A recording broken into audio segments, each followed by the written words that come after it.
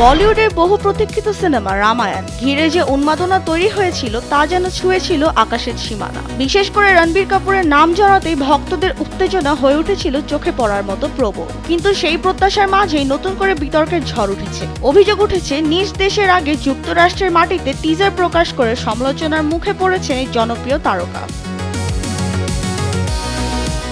ভারতীয় সংবাদ মাধ্যমের তথ্য মতে সম্প্রতি যুক্তরাষ্ট্রে এক জমকালো আয়োজনে রামায়ণের প্রথম ঝলক দেখানো হয়। সেখানে রণবীর কাপুরকে রাম রূপে দেখে প্রবাসী ভারতীয়রা মুগ্ধতায় ভেসে গেলেও দেশের ভেতরের দর্শকদের প্রতিক্রিয়া ছিল একেবারেই ভিন্ন।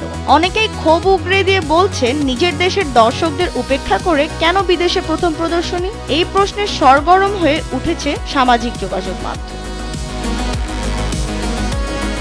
নেটিজেনদের একাংশ সরাসরি অভিযোগ তুলেছে নিতেশ তিওয়ারি ও রণবীর কাপুর নাকি ভারতীয় সংস্কৃতি ও দর্শকদের অনুভূতিকে অবমূল্যায়ন করেছে। কেউ কেউ আবার আরো তীব্র ভাষায় কটাক্ষ করে বলছে বাণিজ্যিক লাভ আর অর্থের মোহেই নাকি এই সিদ্ধান্ত, যার জন্য দেশের মাটিকে পেছনে ফেলে দেওয়া হয়েছে।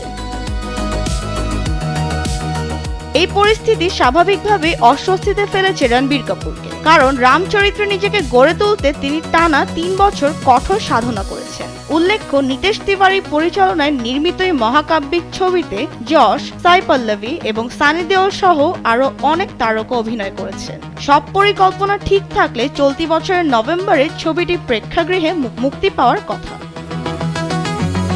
বিনোদন ডেস্ক, কালবেলা।